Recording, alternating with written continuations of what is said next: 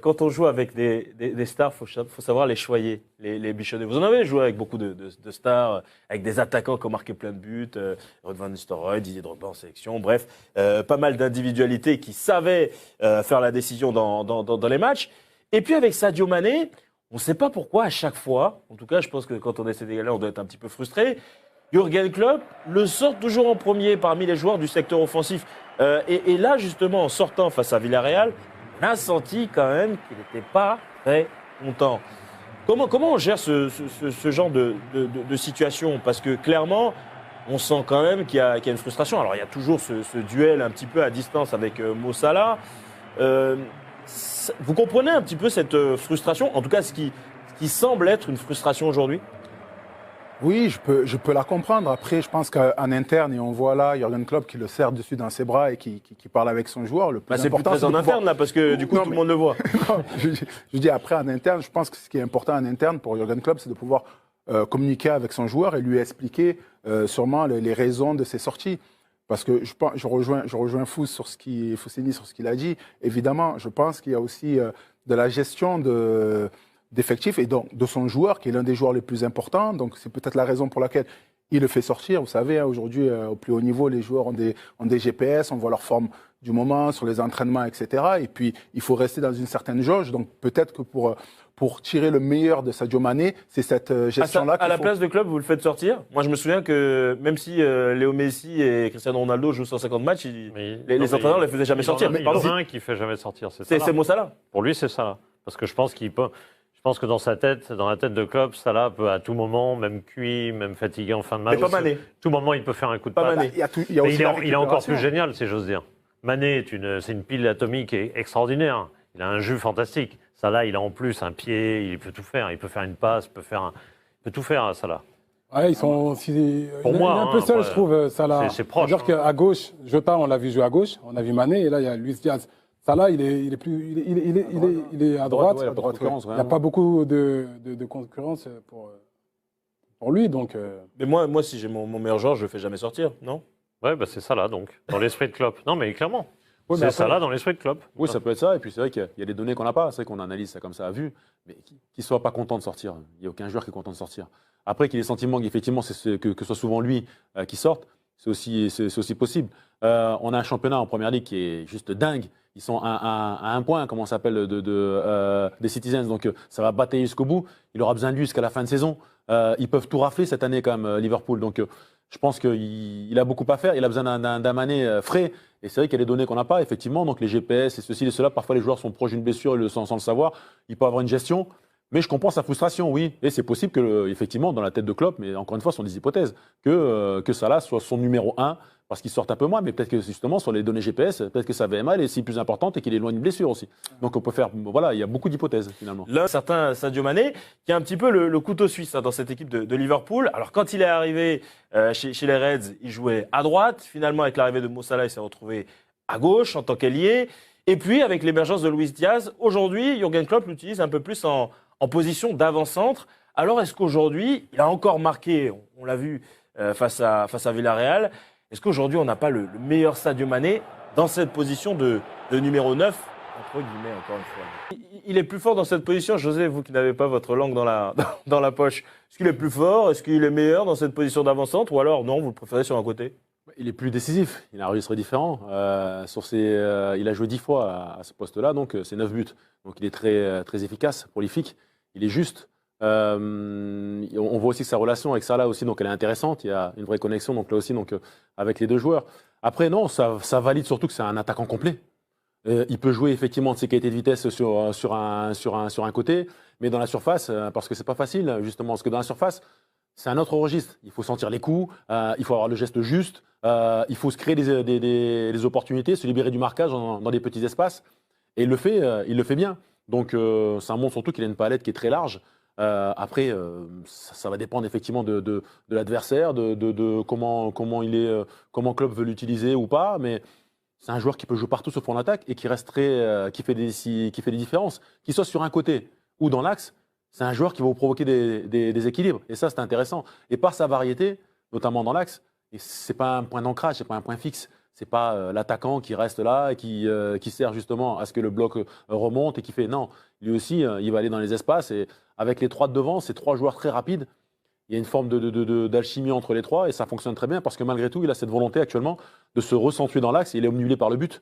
Donc, il a connu un début d'année civil florissant avec la CAN. Et là, il est sur une continuité. Donc, et c'est vrai que devant le but, il est très réaliste, très efficace. Et là, depuis quelques semaines, il marche sur l'eau.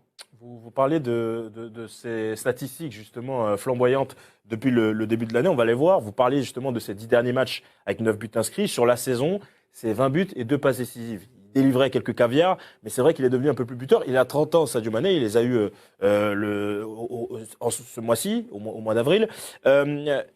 Comparaison n'est pas raison, Fousseni, mais il y a des joueurs comme ça qui ont démarré sur un côté. Je pense à Léo Messi, Cristiano Ronaldo, qui se sont recentrés dans l'axe. Ensuite, ce sont devenus des machines à marquer. Est-ce que là, justement, c'est pas la prochaine étape pour Sadio Mané s'il veut il veut compter parmi la galaxie des plus grands joueurs finalement du football européen? C'est pas là qu'on l'attend. C'est en marquant plein de buts finalement. Alors c'est un peu réducteur, mais c'est en marquant beaucoup de buts que finalement on se hisse parmi les tout meilleurs. Oui, en étant décisif, aussi dans les grands matchs. Il le prouve, il a montré en championnat, il a marqué contre City, il a marqué contre Benfica en quart de finale, il marque contre Villarreal. Il répond présent, quoi. Moi, je veux dire, aujourd'hui, quand on a ces qualités, quand on a les qualités de vitesse, on a cette qualité de déplacement, on a cette adresse, parce que là, on le voit marquer des buts quand il est dans l'axe, mais il marquait déjà beaucoup de buts quand il était sur le côté. Et rares sont les attaquants qui peuvent jouer sur tous les postes de l'attaque. Donc lui, il a cette capacité-là, il a cette efficacité en ce moment. Il est toujours dans cette dynamique, il a su marquer beaucoup de buts, enfin être décisif avec sa sélection.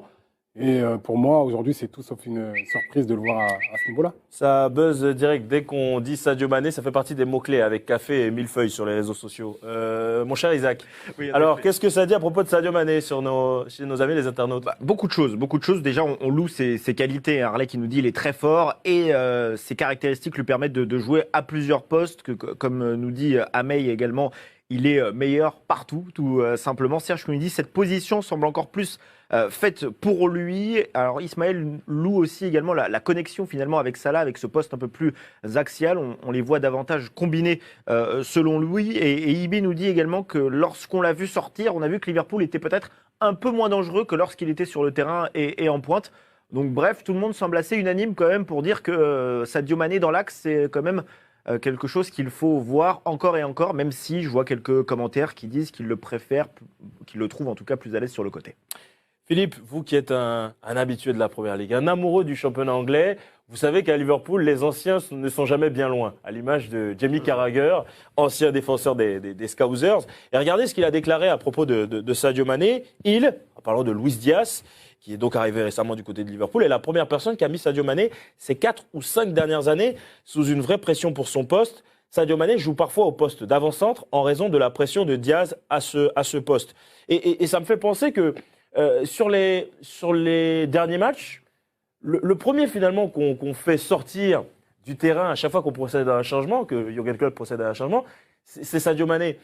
C'est pas une forme finalement en se repositionnant dans l'axe, c'est une façon aussi pour lui de résister à cette concurrence-là, parce qu'il y a des joueurs qui sur le côté frappent à la place de titulaire. Ouais, mais je crois. Dans une équipe du niveau de Liverpool, il y a toujours quelqu'un qui peut éventuellement vous mettre la pression. Le constat qu'on peut faire très très simplement, c'est que depuis le début de l'histoire, il y a Mané et il y a Salah. C'est les 2 titulaires indiscutables, c'est les 2 mecs qui marquent les buts. Ils jouent sur le côté ou dans l'axe, ça ne change rien du tout. Ils les marquent quand même, les buts, parce que quand ils jouaient sur les côtés, ils venaient dans l'axe, l'un et l'autre. Sinon, ils n'auraient pas été à chaque fois meilleurs buteurs de l'équipe, aux dépens de Firmino, qui lui jouait dans l'axe et qui jouait le relais pour ces 2 joueurs-là. Donc, aujourd'hui, tout d'un coup, il y a une nouvelle concurrence sur un poste. Donc, c'est soit Firmino, soit Jota. J'ai mélangé. Mais c'est un bon mix, c'est synthétique. Diogo Jota, effectivement. Jota, soit Luis Diaz, et puis on adapte en fonction.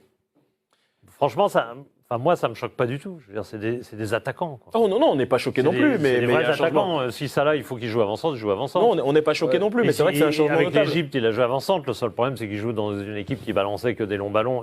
C'est inapproprié par rapport au style de Salah. Mais évidemment qu'il peut jouer avant-centre, ça là. C'est la moindre des bases. Évidemment. Il peut jouer Et avant-centre. Mbappé aussi peut jouer avant-centre pour Tout à tous, fait. Mais tous ceux qui prétendent qu'il peut jouer, il peut pas jouer attaquant. Mais la avant-centre. question est ce soir de savoir s'il est meilleur ou non Oui, dans cette c'est position. la vraie question, c'est ça. Et donc, messieurs, est-ce que vous êtes d'avis que, du coup, comme il passe en position d'avant-centre, il est plus proche de Mo Salah, est-ce que leur association évolue et est meilleure?